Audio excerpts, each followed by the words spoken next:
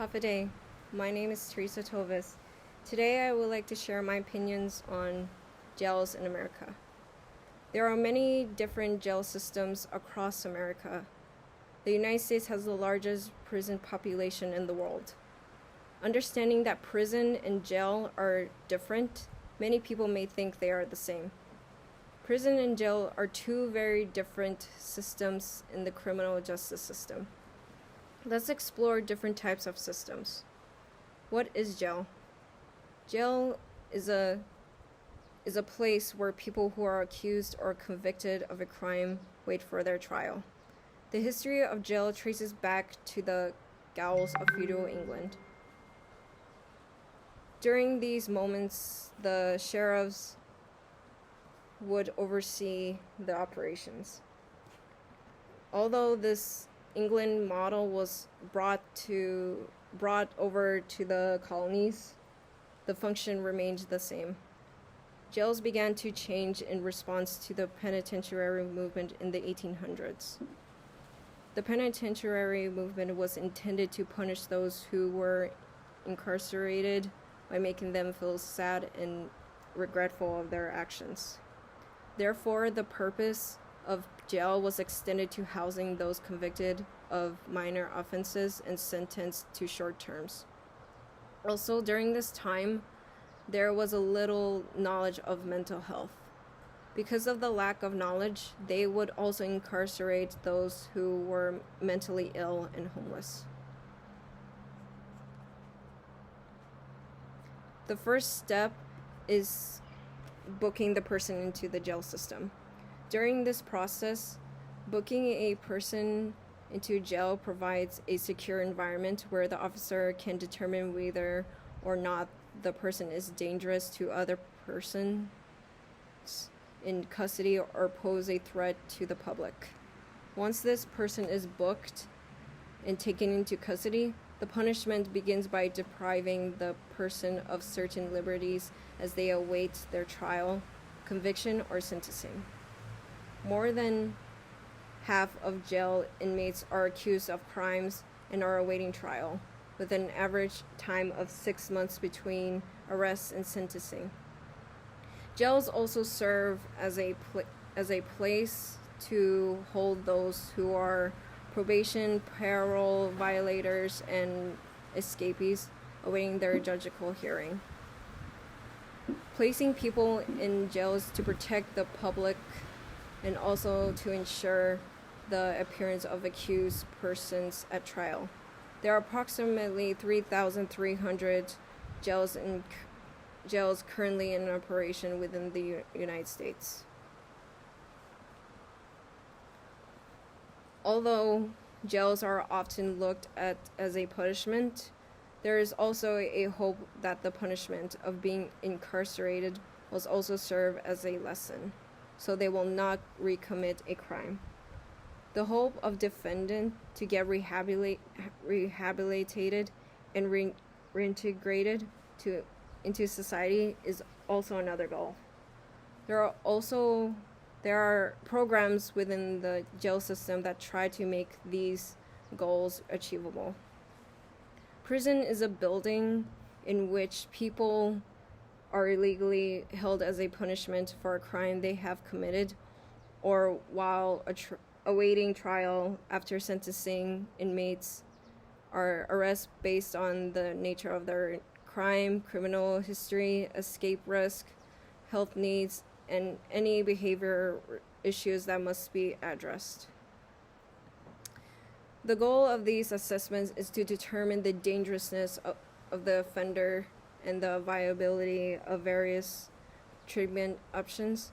Based on the results, prison personnel will assign the offender to a particular prison facility.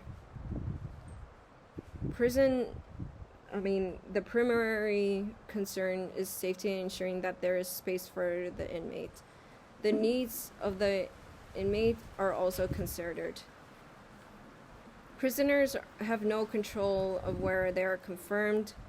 There's a possibility that prisoners may request to transfer to facilities closer to family. However, it is not a guarantee.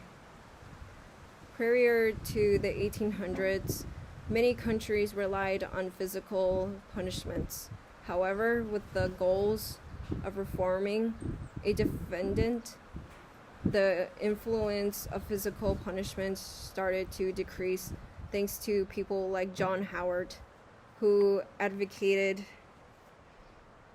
the use of penitentiaries, the penitentiaries, a place where inmates can reflect.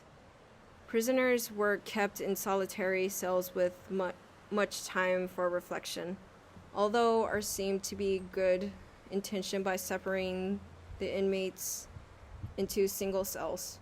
There are much criticism because these single cells were very small and dark with no interaction. This caused severe distress and more emotional damage and mental breakdown. In 1930s, rehabilitation